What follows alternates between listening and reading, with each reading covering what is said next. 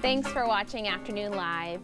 He's the creator behind one of the most recently beloved best-selling book series turned animated film, and he joins us today to share about the final installment of the Bad Guys series.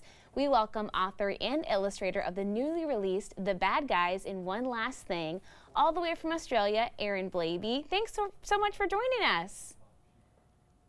Hello, thank you for having me. How does it feel to say The Bad Guys in One Last Thing? Because these guys have been in your life for about a decade now, right? They have. It's mixed feelings, you know. It's beautiful. It's a little sad, but I wrote the books for my kids, and they're 16 and 18 now, and the journey of the books and the journey of that story is tied up completely with their childhoods.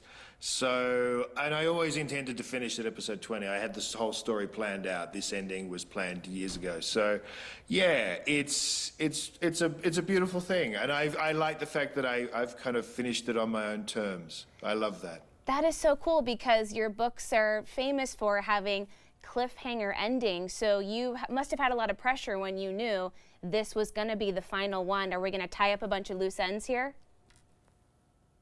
Yeah, it was about 5 years ago. I sat down and really carefully figured out the final 10 episodes. So I knew the gear changes, I knew where it was heading, and I knew the ending for a long time. So that was part of the fun, actually. I really liked that, making sure that every little bit that a kid might have a question about is going to get tied off at some point, and try to make that as entertaining or funny or whatever as I could.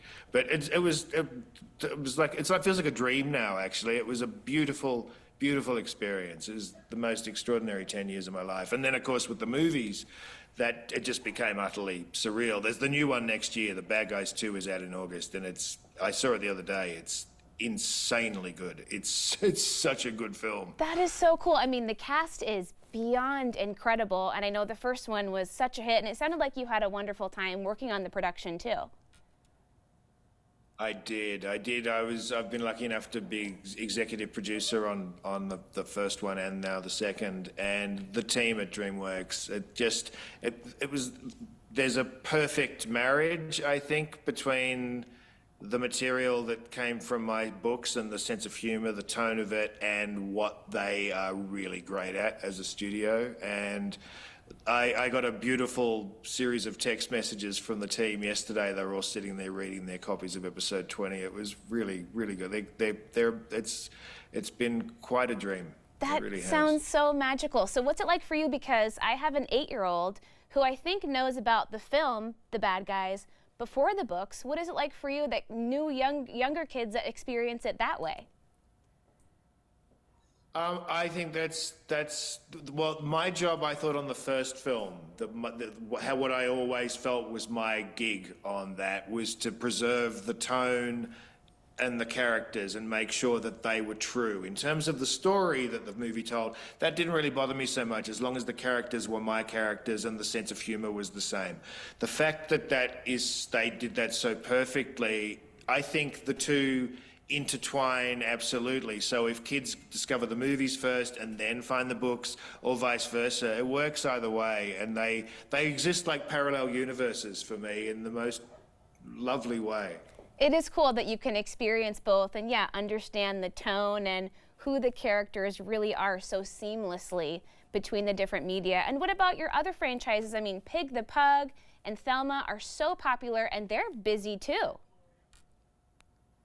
They are. Thelma came out on Netflix this year, and I really like that movie. I think it's great. But I can't say anything about Pig yet, but Pig will have his day. Okay. There are exciting things in the works, but I've been kind of holding him back a little bit. I wanted to get the Bad Guys fully established first, but I feel like Pig, there's a lot of steam that can be generated by Pig, I think. So I'm really looking forward to that. What is it like for you now to look back on all these characters, these books, these films that you've created? Because did you ever even imagine yourself as a children's book author? No. I'm as surprised as anyone, really. And it was having kids. It was the fact that I just wanted to. I wrote the first Bad Guys book for my 6-year-old at the time because he hated reading, and I wanted to write something that was fun. And this last Bad Guys book and the final episode of Cat on the Run, which comes out next year, they're both finished, and I'm done. That's it. I'm not doing any more books. I've officially retired, and it's this glorious little package of time that is complete. Good for you. I think that's such a great achievement, and then you get to go enjoy, right? Take a break, relax. Yeah. It is. It's an enormous privilege too. I'm incredibly grateful for the last 10 years. It's been, very literally life-changing. Oh my gosh, we're so thrilled for you, and thank you for spending some time with us today. It was great chatting with you. Oh, thank you. Have a great day. You too. The final book again is The Bad Guys. And one last thing, we'll have more information on our website at katu.com. We'll be right back with more Afternoon Live right after this.